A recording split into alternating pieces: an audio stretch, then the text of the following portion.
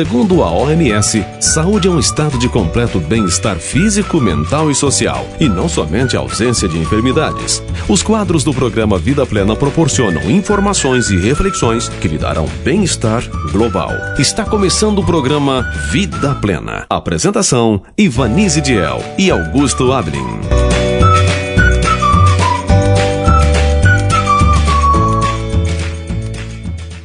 Bom dia, queridos ouvintes da Rádio Cidade Alta FM. Estamos chegando para o seu programa semanal de saúde, com muitas dicas e sugestões para você. E já estamos nos primeiros dias de janeiro de 2024, introduzindo aos poucos novos quadros ao programa.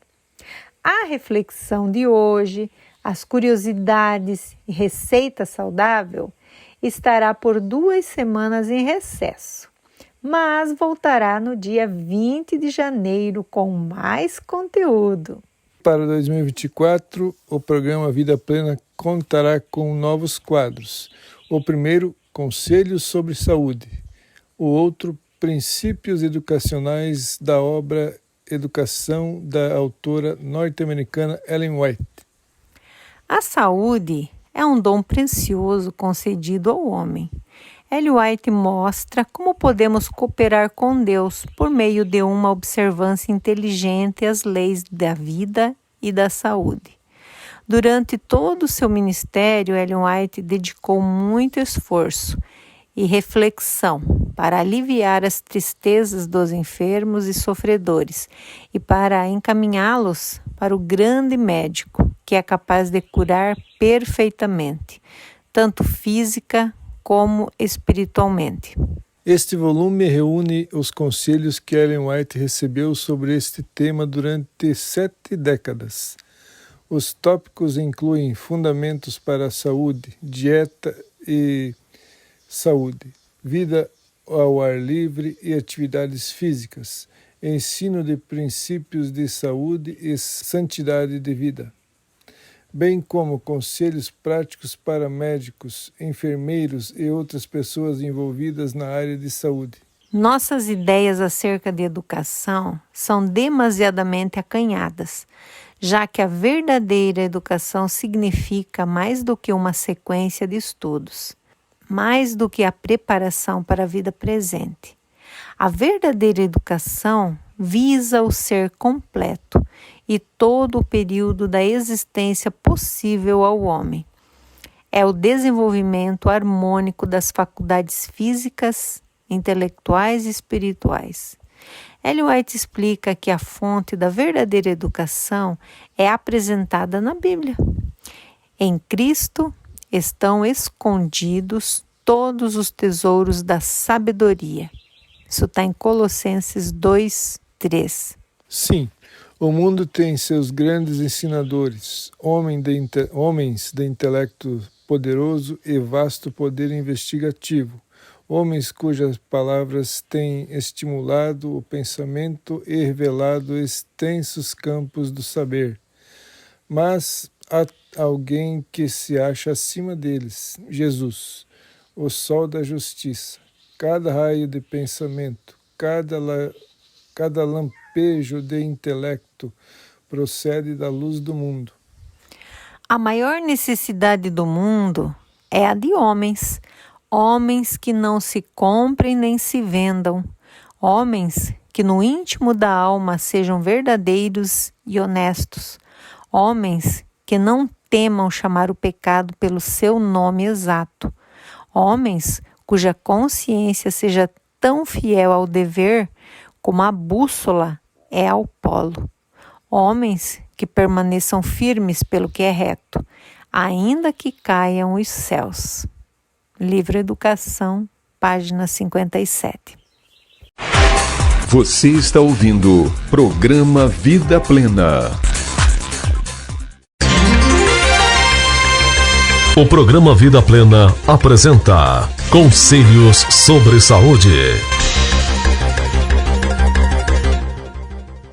No saguão do Hospital Memorial White, fundado em memória da autora dos conselhos de que se compõe este livro, há uma placa de bronze com a inscrição: Este hospital é dedicado à memória de Ellen Goldwhite, cuja longa vida foi com abnegação devotada ao alívio dos ais e dores dos enfermos, sofredores e necessitados, e a inspirar moços e moças a que consagrem sua vida à obra daquele que disse: curai os enfermos. Para os que conheceram a Sra. White, essas palavras estão repletas de ternas recordações dos quase incontáveis incidentes da vida desta amorabilíssima alma.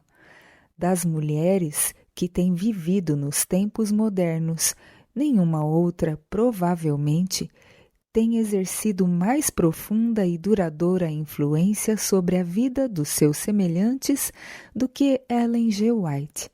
Em nenhum campo foram os seus escritos mais completos e de mais vasto alcance do que no que se relaciona com o cuidado do corpo, o templo do Espírito Santo. De muitas e variadas fontes, nos últimos 50 anos, um dilúvio de luz tem sido derramado sobre este tema tão importante. Da mente do renomado Pasteur vieram raios de luz de brilhante e penetrante poder sobre questões relacionadas com saúde e enfermidades. Dele recebeu o mundo o conhecimento das bactérias, fator geratriz de muitas doenças. De Louis Pasteur veio a cura para o carbúnculo, devastadora enfermidade que afeta homens e animais. Foi de seu incansável esforço que brotou a descoberta da cura para a hidrofobia, uma das mais terríveis enfermidades de todos os tempos. Lord Lister, aplicando os princípios de Pasteur na cirurgia, tornou esta segura para a humanidade. Seu gênio transformou os hospitais de câmaras de gangrena e horror em lugares de conforto e cura. Ele demonstrou que pus no corte cirúrgico é desnecessário e reduziu a mortalidade em operações a um número relativamente insignificante. Surgiu então Semmelweis, obstetra a quem Kugelmann escreveu: com poucas exceções, o mundo tem crucificado e sepultado os seus benfeitores. Espero que não vos canseis na digna luta que ainda permanece em vossa frente. Foi este Semmelweis que se engalfinhou com o terrível monstro da febre puerperal e em cujo cérebro martelavam as indagações: por que morrem essas mães? Que é a febre puerperal? Seus esforços custaram-lhe a vida, mas ele venceu o horrível mal. Eu podia continuar a falar das bênçãos que o mundo tem recebido das mãos de muitos outros, como Cook, Henrich, Nicolaier, Kitasato, von Behring, Flexner, Ronald Ross e inúmeros mais. Mas a Ellen G. White foi atribuída uma tarefa diferente. Conquanto a obra de sua vida e os seus ensinos estivessem em harmonia com a medicina verdadeiramente científica, foi no domínio do lado espiritual da arte de curar que ela brilhou com o fulgor de santo lampadário. Em matéria de apelos a homens e mulheres com respeito a seu corpo como santo legado do Altíssimo e no que toca à obediência às leis da natureza e ao Deus da natureza, ela permanece sem igual. Foi ela quem exaltou a santidade do corpo e a necessidade de colocar todos os apetites e paixões sob o controle de uma consciência esclarecida. Outros deram ênfase à ciência em matéria de saúde. A ela foi deixado imprimir o espiritual no tratamento do templo do corpo. Nenhuma outra pessoa nos tempos modernos penetrou este campo do esforço espiritual no sentido e na extensão que ela o fez. Seus esforços foram incansáveis desde sua juventude até o momento de sua morte em idade bem avançada. Em livros, em artigos, em jornais e periódicos, em folhetos e panfletos, constante e infatigavelmente, ela chamou a homens e mulheres, velhos e jovens, em tons inconfundíveis, a um plano de vida espiritual mais racional, mais alto e mais puro. Da plataforma nas igrejas e nas salas de preleções, em convocações e conferências, sua voz foi continuamente ouvida apelando para a necessidade de um viver cristão e consagrado em coisas relativas ao cuidado do corpo. Outros trouxeram à luz fatos científicos concernentes a enfermidades, sua causa e sua cura. Ellen G. White inculcou aqueles fatos do lado espiritual, a mais íntima cidadela da alma de homens e mulheres. É próprio, portanto, que, embora ela durma em sua quieta sepultura, as fatigadas mãos cruzadas sobre o peito virtuoso, suas obras a sigam. É justo que neste volume seus conselhos vivam para abençoar, fortificar e dirigir a vida dos que procuram indicar aos demais aquele que é bendito, que ele somente traz a cura em suas asas. Foi o apóstolo Paulo quem escreveu em sua segunda carta ao jovem Timóteo: numa grande casa, não somente há vasos de ouro e de prata, mas também de pau e de barro, uns para a honra, outros, porém, para a desonra. De sorte que, se alguém se purificar destas coisas, será vaso para a honra, santificado e idôneo para o uso do Senhor e preparado para toda boa obra. Paulo escreveu especialmente com referência aos membros da Igreja do Senhor, mas quão maravilhosamente aplicáveis também são essas palavras às pedras humanas que formam na terra hoje a estrutura da grande casa da arte de curar. Há nela doutores e enfermeiros de ouro, e doutores e enfermeiros de prata, doutores e enfermeiros de madeira e de barro, e alguns para honra e alguns para desonra, purificar a grande casa da cura, ajudar a moldá-la segundo a semelhança do grande médico, eis o objetivo de conselhos.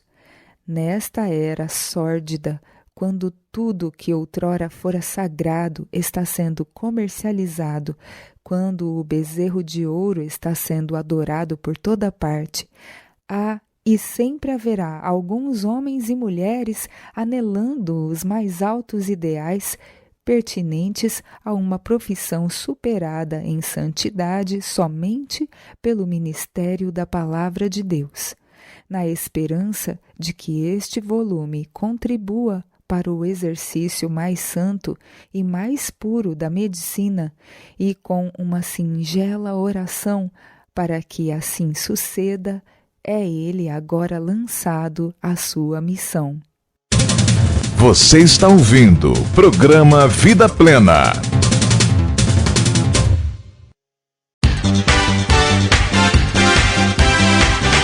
E agora, no programa Vida Plena, Princípios Educacionais.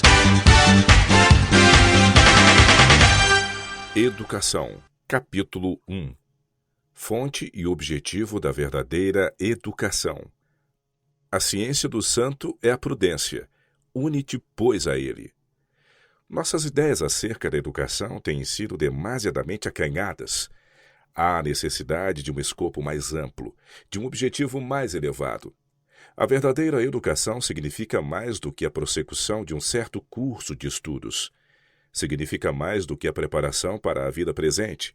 Visa o ser todo e todo o período da existência possível ao homem. É o desenvolvimento harmônico das faculdades físicas, intelectuais e espirituais. Prepara o estudante para o gozo do serviço neste mundo e para aquela alegria mais elevada por um mais dilatado serviço no mundo vindouro.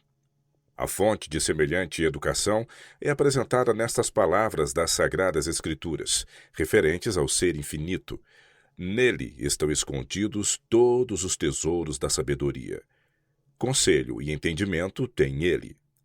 O mundo tem tido seus grandes ensinadores, homens de poderoso intelecto e vasto poder investigativo, homens cujas palavras têm estimulado o pensamento e revelado extensos campos ao saber. Tais homens têm sido honrados como guias e benfeitores do gênero humano. Há, porém, alguém que se acha acima deles? Podemos delinear a série dos ensinadores do mundo, no passado até ao ponto a que atingem os registros da história. A luz, porém, existiu antes deles. Assim como a lua e as estrelas do nosso sistema planetário resplandecem pela luz refletida do sol, assim também os grandes pensadores do mundo, tanto quanto são verdadeiros os seus ensinos, refletem os raios do sol da justiça. Cada raio de pensamento, cada lampejo do intelecto procede da luz do mundo. Muito se fala presentemente acerca da natureza e importância de uma educação superior. A verdadeira educação superior é transmitida por aquele com quem estão a sabedoria e a força, e de cuja boca vem o conhecimento e o entendimento. Todo o saber e desenvolvimento real tem sua fonte no conhecimento de Deus. Para onde quer que nos volvamos, seja para o mundo físico, intelectual ou espiritual, no que quer que contemplemos, afora a mancha do pecado, revela-se este conhecimento. Qualquer que seja o ramo de investigação a que procedamos, com um sincero propósito de chegar à verdade, somos postos em contato com a inteligência invisível e poderosa que opera em tudo e através de tudo. A mente humana é colocada em comunhão com a mente divina, o finito com o infinito. O efeito de tal comunhão sobre o corpo, o espírito e a alma está além de toda estimativa. Encontra-se nesta comunhão a mais elevada educação. É o próprio método de Deus para o desenvolvimento. Une-te, pois, a ele. É a sua mensagem à humanidade. O método esboçado nestas palavras foi o seguido na educação do pai de nossa raça. Era assim que Deus instruía a Adão quando se achava no Santo Éden, na glória de sua varonilidade impecável.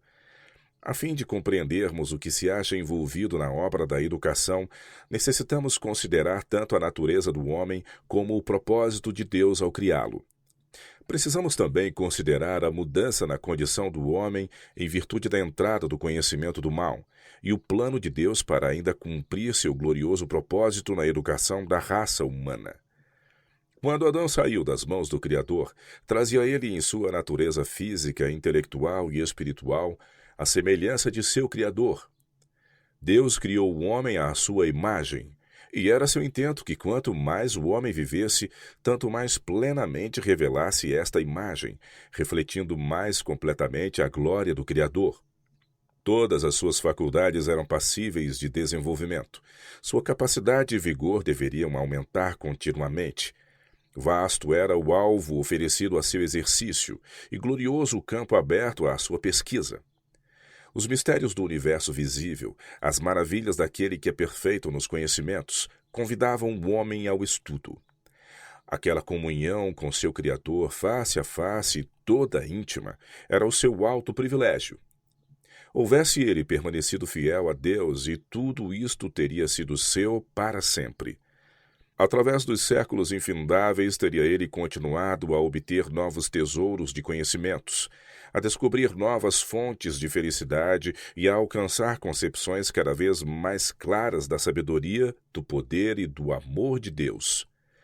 Mais e mais amplamente teria ele cumprido o objetivo de sua criação, mais e mais teria ele refletido a glória do Criador. Pela desobediência, porém, isto se perdeu. Com o pecado, a semelhança divina se deslustrou, obliterando-se quase. Enfraqueceu-se a capacidade física do homem e sua capacidade mental diminuiu. Ofuscou-se-lhe a visão espiritual. Tornou-se sujeito à morte. Todavia, a raça humana não foi deixada sem esperança.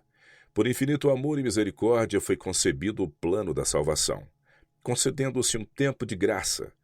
Restaurar no homem a imagem de seu autor, levá-lo de novo à perfeição em que fora criado, promover o desenvolvimento do corpo, espírito e alma, para que se pudesse realizar o propósito divino de sua criação, tal deveria ser a obra da redenção. Este é o objetivo da educação, o grande objetivo da vida. O amor, a base da criação e redenção, é o fundamento da educação verdadeira. Isto se evidencia na lei que Deus deu como guia da vida. O primeiro e grande mandamento é: amarás ao Senhor teu Deus de todo o teu coração, e de toda a tua alma, e de todas as tuas forças, e de todo o teu entendimento. Amá-lo a Ele, ser infinito e onisciente, de toda força, entendimento e coração, implica o mais alto desenvolvimento de todas as capacidades. Significa que no ser todo, o corpo, espírito e alma, deve a imagem de Deus ser restaurada. Semelhantemente ao primeiro é o segundo mandamento: amarás a teu próximo como a ti mesmo. A lei do amor pede a consagração do corpo, espírito e alma ao serviço de Deus e de nossos semelhantes. E este serviço, ao mesmo tempo que faz de nós uma bênção aos outros, traz sobre nós mesmos as maiores bênçãos. A abnegação é a base de todo o verdadeiro desenvolvimento. Por intermédio do serviço abnegado, recebemos a mais alta cultura de cada faculdade. De uma maneira cada vez mais plena, nos tornamos participantes da natureza divina. Somos habilitados para o céu, pois o recebemos em nosso coração. Desde que Deus é a fonte de todo o verdadeiro conhecimento, é como temos visto o principal objetivo da educação, dirigir a mente à revelação que ele faz de si próprio. Adão e Eva adquiriam o saber mediante a comunhão direta com Deus, e acerca dele aprendiam por meio de suas obras.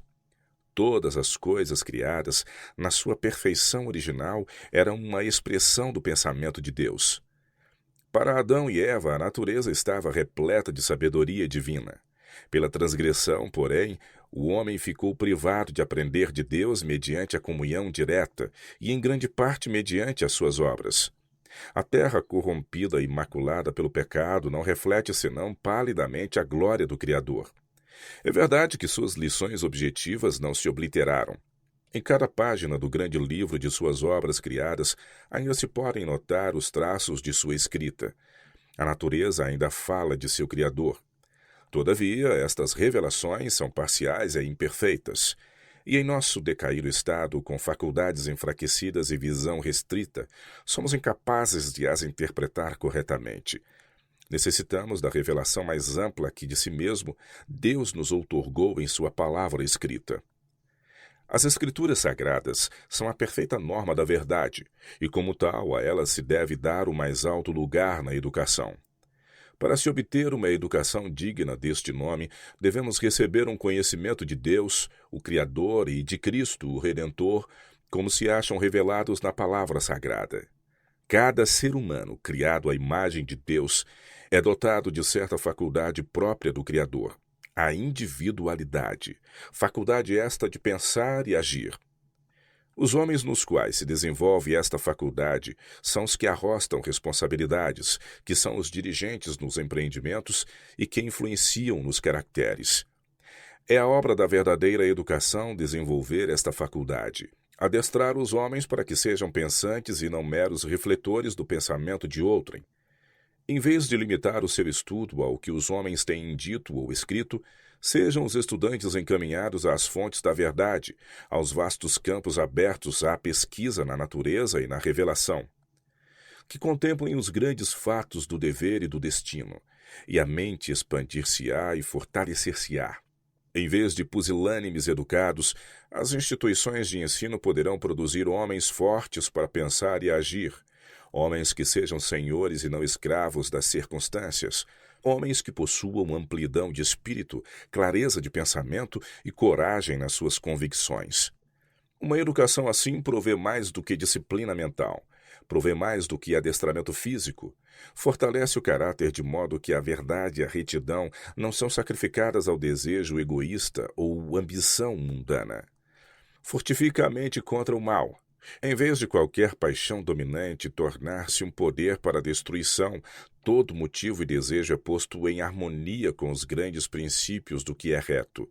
Ao meditar-se sobre a perfeição do caráter de Deus, a mente se renova e a alma é restaurada à sua imagem. Como poderia a educação ser superior a isto? O que se poderia igualar ao seu valor? Não se dará por ela ouro fino, nem se pesará prata em câmbio dela. Nem se pode comprar por ouro fino de Ofir, nem pelo precioso ônix, nem pela safira. Com ela não se pode comparar o ouro ou o cristal, nem se trocará por joia de ouro fino. Ela faz esquecer o coral e as pérolas, porque a aquisição da sabedoria é melhor que a dos rubis. Mais elevado do que o sumo pensamento humano pode atingir é o ideal de Deus para com seus filhos. A santidade, ou seja, a semelhança com Deus, é o alvo a ser atingido. À frente do estudante existe aberta a senda de um contínuo progresso. Ele tem um objetivo a realizar, uma norma a alcançar, os quais incluem tudo o que é bom, puro e nobre. Ele progredirá tão depressa e tanto quanto for possível em cada ramo do verdadeiro conhecimento. Mas seus esforços se dirigirão a objetos tanto mais elevados que os meros interesses egoístas e temporais, quanto os céus se acham mais alto do que a terra. Aquele que coopera com o propósito divino em transmitir à juventude o conhecimento de Deus e em lhes moldar o caráter em harmonia com o seu, realiza uma elevada e nobre obra.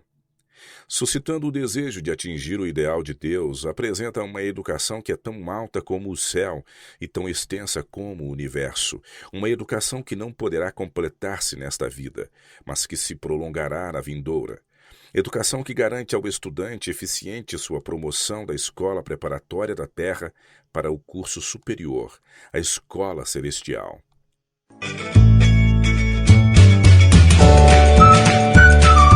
Você ouviu o programa Vida Plena. Volte a nos ouvir no próximo sábado às 11h30, aqui na Cidade Alta FM.